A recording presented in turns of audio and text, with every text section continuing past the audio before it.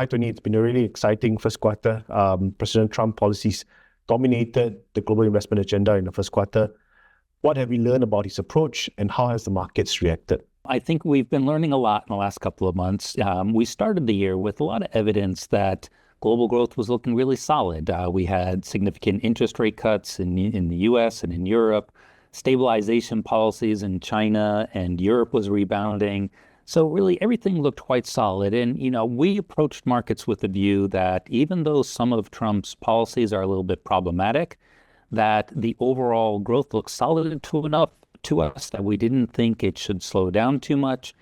And ultimately, we still expected Trump to behave a little bit like his first term, where he was sort of more growth-centric enough that we didn't really think he would implement policies so drastically as to risk slowing economic growth. And I think what we learned is a couple of things. So firstly, I think we learned that he is a little bit more committed to these policies and seems more willing to experience slower growth than we would have expected. Over the weekend, he was talking about, accepting a recession as maybe, a needed transition to get to the type of new economic order that he wants. Additionally, I think what we learned was that the economy was not quite as durable as we had hoped. I really thought that the economic trajectory should have lasted even in the face of some of these policies. But what stood out is even after 1 month of dealing with the uncertainties and the policies themselves, we've seen meaningful data point changes that are pointing to an economy that does look like it's slowing a little bit already. And so hence, I think we've learned that I think we need to be a little bit more cautious around these policies and what their potential growth impact can be. Tony, there's a lot of conversations on recession. What are our views on US recession? And what are the probabilities of this actually happening? I think this year stood out as that the recession risk really seemed quite small. We would have put the recession risks at something around 10%.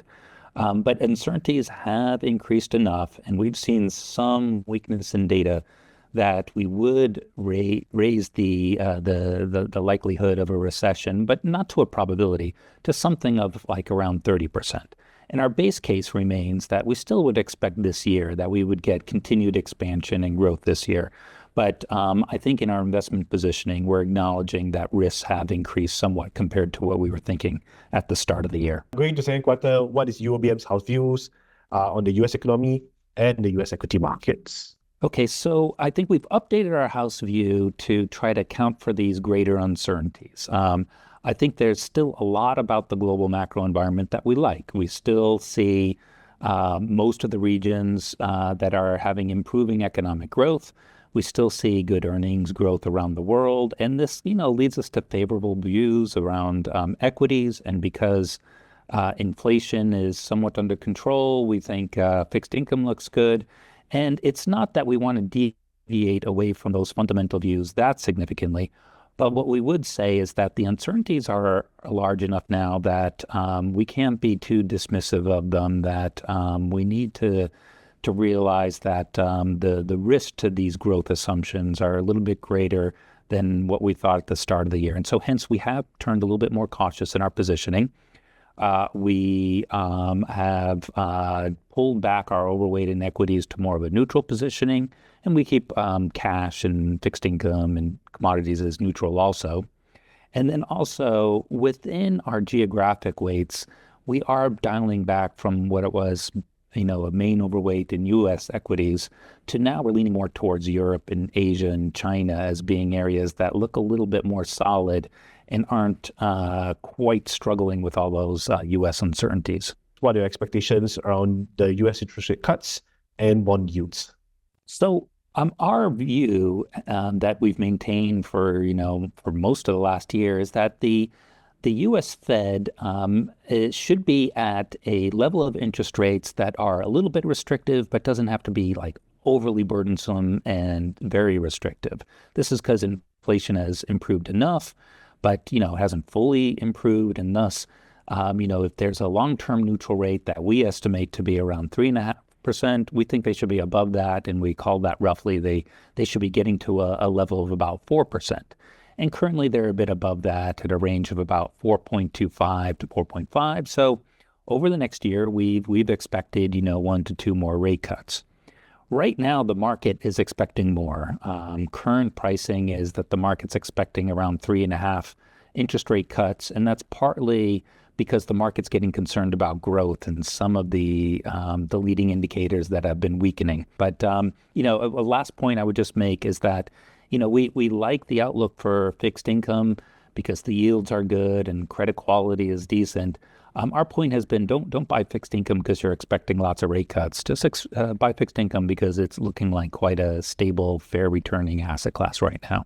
Staying in Asia, do you still have a positive view on Asian fixed income, Asian bonds? And do you have a preference towards corporates or government bonds? We've liked Asian corporate credits for a long time, and we're still overweight Asian corporate credits.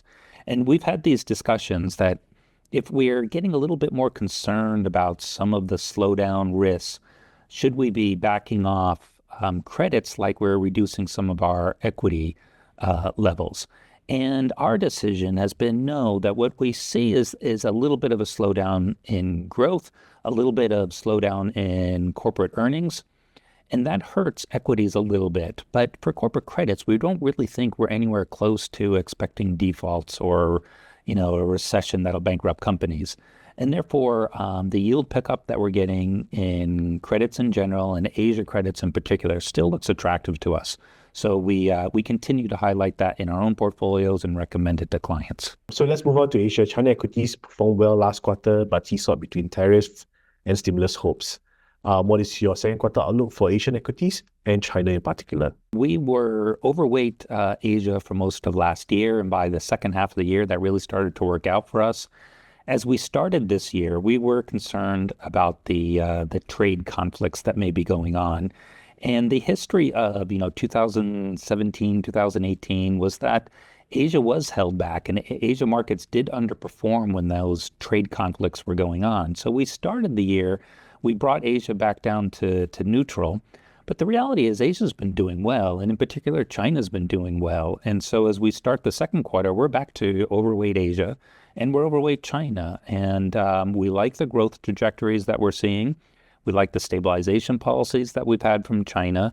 And I think the market's had this renewed appreciation for a lot of the corporate developments that are going on within Asia, and particularly in China, and especially around that technology space and the AI space. I think there's greater realization that there's true progress and innovation going on in China. And it's this innovation is valued so highly in other parts of the world. But I think investors are starting to realize actually we should appreciate and value the positions there too. So to close off, what about the rest of the world and other sectors which could outperform in second quarter? So within equities, we are highlighting that European equities are starting to look more attractive than we've seen for a while.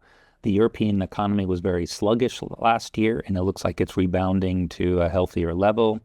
Additionally, the European economy has had even more rate cuts than we've seen in the U.S., and that provides another stimulus for growth.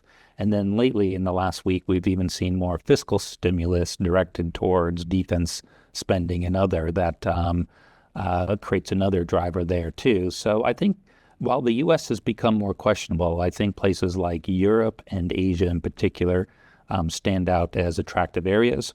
Other asset classes that I would quickly mention would be we still like gold, and in a world where uncertainties are rising, gold remains attractive, and the demand supply situation looks very sort of compelling for the next foreseeable future.